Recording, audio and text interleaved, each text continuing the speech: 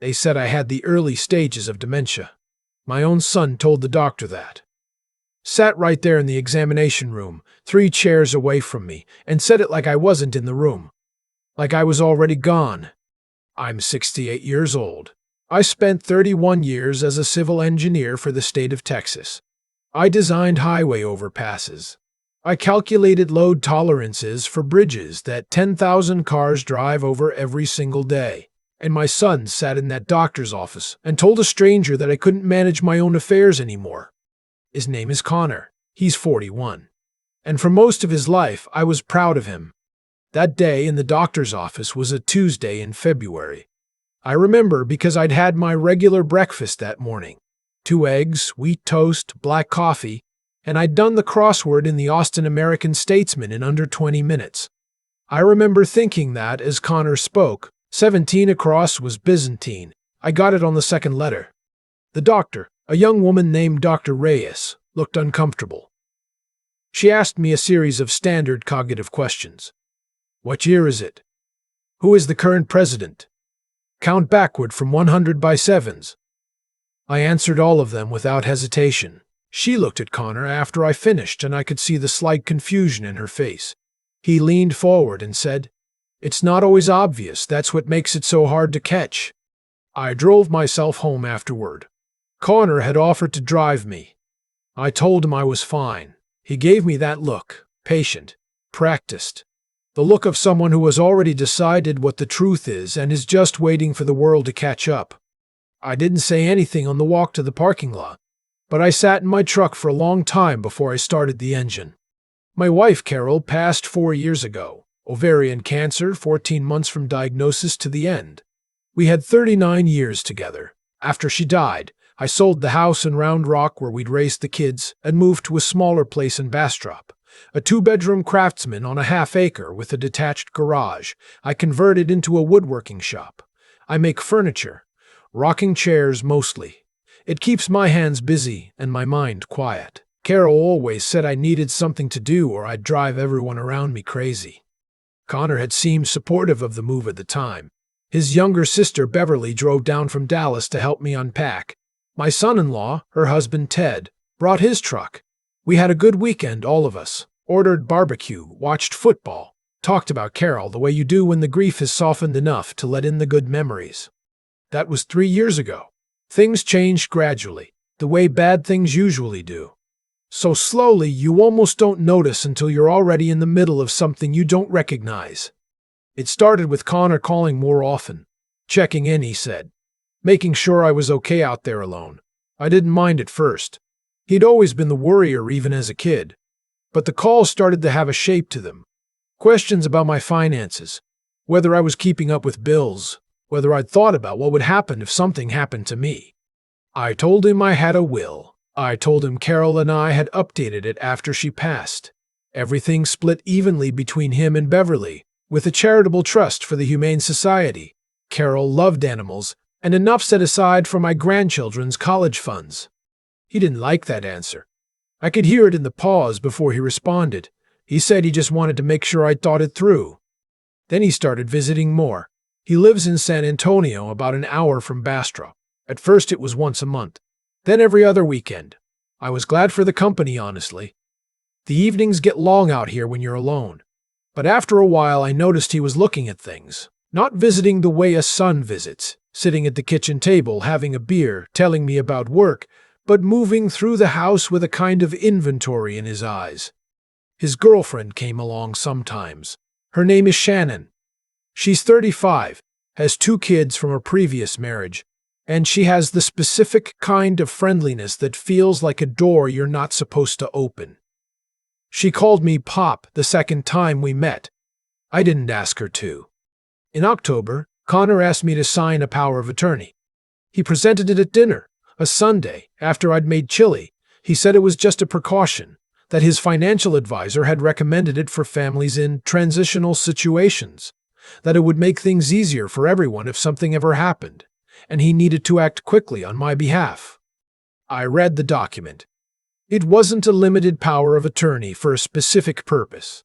It was a durable, general power of attorney that would give him full authority over every financial decision I could make. Bank accounts, investments, real estate, everything. Effective immediately upon signing. I set it down on the table. "I'm not signing this," I said. "Dad, it's just. I know what it is. I wrote specifications for structural documents for 3 decades. I can read a legal document." He tried to explain. Shannon tried to help him explain. I listened to both of them for about 4 minutes, and then I told them I was tired and it was time to head home.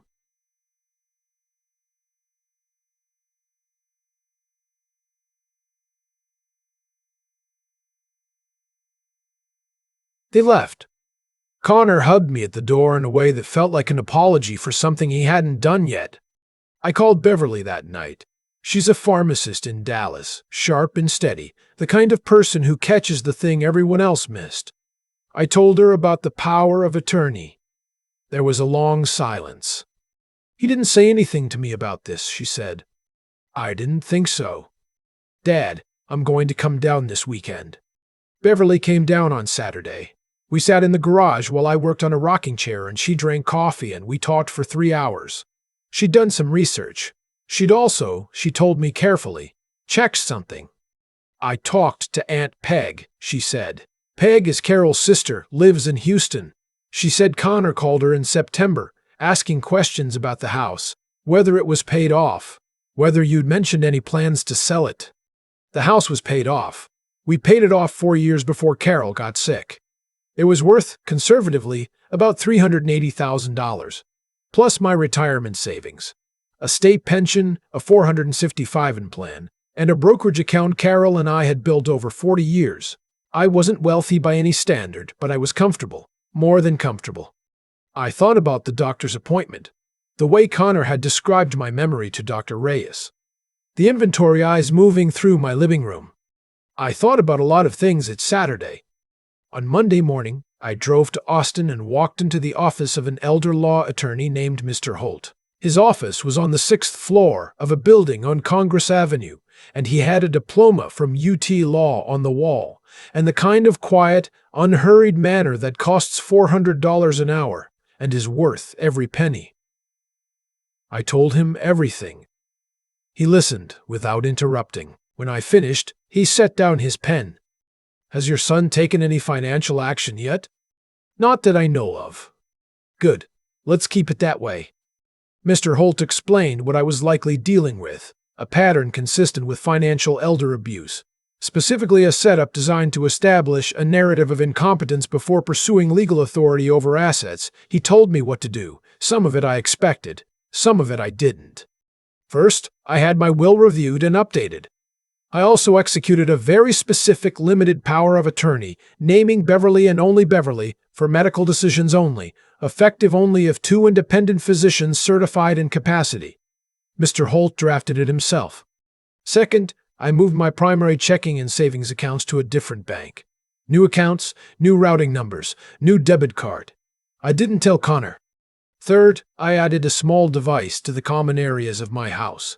Not cameras. I didn't want cameras. Felt too much like I was turning my own home into something cold. Just audio. A small digital recorder that looked like a power adapter, plugged into an outlet in the kitchen. Another in the living room.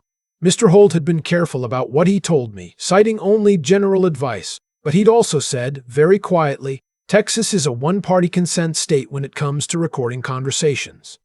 I went home and kept building my rocking chair.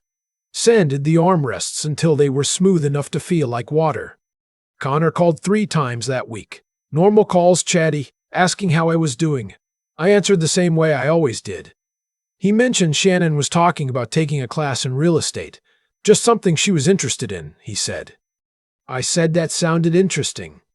The next visit was in November, the Saturday before Thanksgiving. Connor came alone this time. We had lunch, watched the Longhorns lose, and then he sat across from me in the living room and brought up the power of attorney again. He'd had a new one drafted, he said. Simpler language. He thought maybe the first one had scared me off because it was too complex. I said I'd look at it. He set it on the coffee table. I didn't touch it. We talked about other things. He mentioned, almost offhand, that he and Shannon had been looking at properties. Investment properties, he clarified quickly. Not anything personal, just exploring options. What kind of properties? I asked. Oh, just land, mostly, out toward Bastrop County. Good value out here, you know that. I knew that. After he left, I sat in the kitchen for a while. The recorder and the outlet behind the toaster had been running the whole time. I didn't need to listen to it yet. I already knew what I'd heard. I called Beverly that night. I told her what Connor had said about the properties. She was quiet for a moment. Ted has a buddy in real estate, she said. Let me make some calls. 2 days later, Beverly called me back. Her voice was careful and deliberate, the same voice she uses when she's delivering information she wishes were different. Connor had been in contact with a real estate broker in Bastrop County. He'd inquired about the process for listing a property when the owner was an elderly parent who might need assistance managing the transaction. He'd also, under the guise of a general inquiry, asked about the timeline for transferring property under a power of attorney. He hadn't done anything illegal yet, but he was building towards something, that was clear. I went back to Mr. Holt. I brought the recordings from the past 2 visits. Mr. Holt listened to the relevant sections. He made notes. He didn't look surprised. He hasn't committed a crime yet, Mr. Holt said. I know. But if he proceeds and uses a POA to liquidate or transfer your assets without your informed consent, that becomes financial exploitation of an elderly person under Texas law. Penalties include restitution and civil liability. What do I do in the meantime? Mr. Holt looked at me steadily. You wait, and you document everything. So I waited. I kept making furniture. I had an order for 3 rocking chairs from a couple in Wimberley, and I poured myself into the work. The rhythm of it, the measuring, the cutting, the fitting, the sanding, kept me grounded. My grandfather had been a carpenter. I used to stand next to him in his shop when I was 7 years old and watch his hands move like they already knew where they were going. I thought about that a lot those weeks. Connor came for Thanksgiving.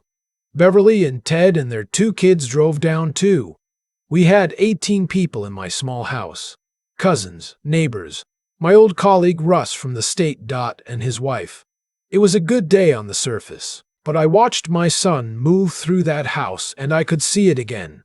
The assessment behind his eyes, the way he paused in the hallway outside the master bedroom, where Carol's things used to be, the way he looked at the garage, the workshop, the land. Shannon pulled Beverly aside at some point. I saw it from across the kitchen but couldn't hear it. Beverly came to find me later while the others were watching football. She leaned against the counter next to me and spoke quietly. She asked me if I thought you were getting forgetful. What did you say?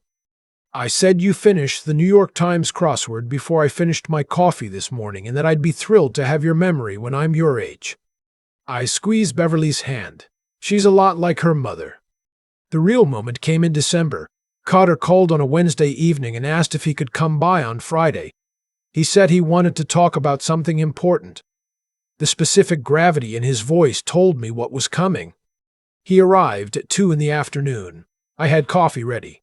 We sat at the kitchen table, same as always. The recorder was running. He'd had a new document prepared, he said. Not just a power of attorney this time. A petition for guardianship. He set it on the table. He explained it carefully. He'd done his research. Clearly, that he was concerned about my ability to manage my day-to-day affairs. That he'd spoken with Dr. Reyes again. That she'd noted some cognitive indicators. That he felt it was time to take a more formal step to protect me. I looked at the petition. I looked at him. Connor, I said, how long have you been planning this? Dad, I'm not planning anything. I'm trying to help. Shannon is interested in real estate. He blinked. What does that have to do with? You inquired with a broker in Bastrop County about the process for listing a property under a power of attorney. You told Dr. Reyes I had cognitive decline before she'd run a single test. You've asked me to sign away legal authority over my finances twice, and now you've filed a guardianship petition. I let that sit in the air between us. So tell me again what you're trying to do. His face went through several things in quick succession. surprise, then calculation, then something that might have been shame if he'd let it stay. "I don't know what you think you know," he said finally. "I know what I recorded," I said. The silence after that was the loudest thing I'd ever heard in that kitchen. I told him what I'd done. The new accounts. The updated documents. The recordings. Mr. Holt. Beverly's knowledge of everything. I told him calmly, the way I'd learned to deliver bad news in 30 years of engineering. When a calculation is wrong, you say it plainly, and you say it once. "The guardianship petition won't succeed," I said. "Mr. Holt has already spoken with the court's investigator, Dr. Reyes, when she's contacted by my attorney rather than by you, will clarify that she found no clinical basis for a diagnosis of cognitive impairment. The recordings will demonstrate a pattern of behavior consistent with financial elder abuse." I paused. "You haven't committed a crime yet. But you're close. Whether you get closer is up to you." Connor was very still. "What do you want?" he asked. His voice was different now. Smaller. "I want you to withdraw the guardianship petition. I want you to cease contact with any real estate brokers regarding my property. I want you to understand that the will stands as written, and that Beverly is my designated agent for any future decisions that require one." I looked at him. "And I want you to sit here and really think about what you are willing to do to me." He left an hour later. He didn't say he was sorry, he said he needed time to think. At the door, he looked at me with an expression I'd never seen on my son's face before. Something lost in it, something young. Like a kid who got caught and doesn't know yet whether to confess or run. I closed the door and went to the garage. I picked up a piece of white oak I'd been saving for months. Beautiful grain, tight and even. I'd been planning a rocker from it, the best one I'd built. I ran my hand along the surface and stood there for a while, just breathing. The petition was withdrawn 6 days later. Mr. Holt confirmed it. No legal action was pursued. Connor called Beverly twice that week. She didn't tell me what was said. She told me only that it had been handled. I didn't hear from Connor for 2 months. Then, on a Sunday in February, 1 year, almost to the day, from that doctor's appointment, he called. I let it ring twice before I answered. "Dad," he said. He sounded tired in a deep-down way. "Can I come see you?" "Not to talk about anything. I'd like to come see you." I thought about it for a long moment. "Come Sunday," I said. "I'll make chili." He came. We sat at the kitchen table. The recorder was not running. There was nothing to document anymore. He ate 2 bowls of chili, and we watched the Spurs game. And we didn't talk about any of it. At the door, he put his hand on my shoulder and didn't say anything. I nodded. It wasn't forgiveness. It was something smaller than that, and maybe more honest. An acknowledgement that we were still in each other's lives, for better or worse, and that what he'd almost done would live between us for a long time, maybe forever, and that we'd have to figure out how to carry it. He drove back to San Antonio. I locked the door and went to the garage. The white oak rocker was nearly finished. I sat down in it, there in the middle of my workshop, and rocked slowly back and forth on the concrete floor. The wood made a soft, even sound. Steady, deliberate. Built right. Built right. Beverly called that evening to check on me. I told her it had gone fine. She asked if I was okay. I said I was. And I was, more than I'd expected. I was still in my house, on my land, with my accounts and my will and my autonomy intact. I'd built furniture with my own hands and outmaneuvered a plan my own son had spent months constructing. I was 68 years old, and I hadn't lost a single thing that was mine. Some people would have looked at that situation and fallen apart. Let it happen. Signed the papers, given over the keys, believed the story someone else was telling about who they were. I'd spent 31 years doing calculations that meant if I was wrong, people could die. You don't do that work without learning to trust your own judgment. You don't survive that career, or 39 years of marriage, or 14 months watching the person you love most disappear, without understanding that the only thing you ever really have is your own clarity about what's true. The rocker was ready. I'd deliver it to the couple in Wimberley next weekend, start the next one after that. I had orders through April. The workshop was quiet except for the sound of the rocker on the floor, and outside, the Texas night was cold and clear, and the lights were on in my house, and everything in it was still mine. I still think about that Tuesday in February, sitting in the parking lot of the doctor's office, hands on the steering wheel, engine off. My son had just told a physician I couldn't manage my own life. And the strangest part wasn't the anger. It was the clarity. Something in me went very quiet and very sharp at the same time. The way it used to when I was standing on a job site and I could see that something had been built wrong, and I needed to figure out exactly how wrong before anyone else got hurt. That clarity was the first thing that saved me, not luck, not connections. The simple decision to trust my own read of the situation over the story someone else was writing about me. What Connor tried to do follows a logic I've seen play out in other families since this happened. The way people sometimes convince themselves that wanting something badly enough makes taking it acceptable. He didn't start out thinking of himself as someone who would steal from his father. I genuinely believe that. He started out wanting security, wanting Shannon's approval, wanting an easier life than the one he'd built. And somewhere in the gap between what he wanted and what he was willing to do to get it, his moral compass quietly stopped working. That's how it happens. Not all at once. Just one small compromise at a time until the person looking back at you from the mirror is someone you'd never have recognized 10 years earlier. What I did. Document, consult, move carefully, trust Beverly. Wasn't clever in any complicated sense. It was just disciplined. I didn't panic. I didn't confront him before I was ready. I didn't let the pain of what he was doing cloud my judgment about when and how to act. 31 years of engineering taught me that the difference between a bridge that holds and one that fails is almost never dramatic. It's the careful work done before anyone's watching. The calculations checked twice. The details that seem small until they aren't.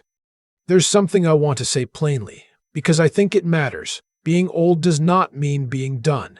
It does not mean your instincts are wrong or your judgment is soft, or your best years of clear thinking are behind you. I was 68 when my son tried to have me declared incompetent. I was 68 when I outmaneuvered him. The same mind he told a doctor was failing was the mind that protected everything he was trying to take. Beverly showed up for me the way good people show up, not with drama, just with steadiness. She drove down, drank her coffee, asked the right questions, made the right calls. That's what integrity looks like in practice. Not a grand gesture, just someone deciding that what's right matters more than what's comfortable. And Connor, I don't hate my son. I've thought about that a lot over these past months, rocking in the chair I built from white oak, turning it over. What he almost did was a serious thing, but he withdrew. He didn't fight when I laid it out plainly. Some part of him, maybe the part that was still the kid I raised, understood that he'd gone somewhere he shouldn't have gone. Whether that part grows or shrinks over time, I don't know. That's his work to do, not mine. What I know is this. The house is mine. The workshop is mine. The rocker I finished last April is sitting in a living room in Wimberley, and a couple I've never met is using it every evening. And they have no idea it was built by a man who spent the hardest months of his life proving he still had every right to build it. That's enough. That's more than enough.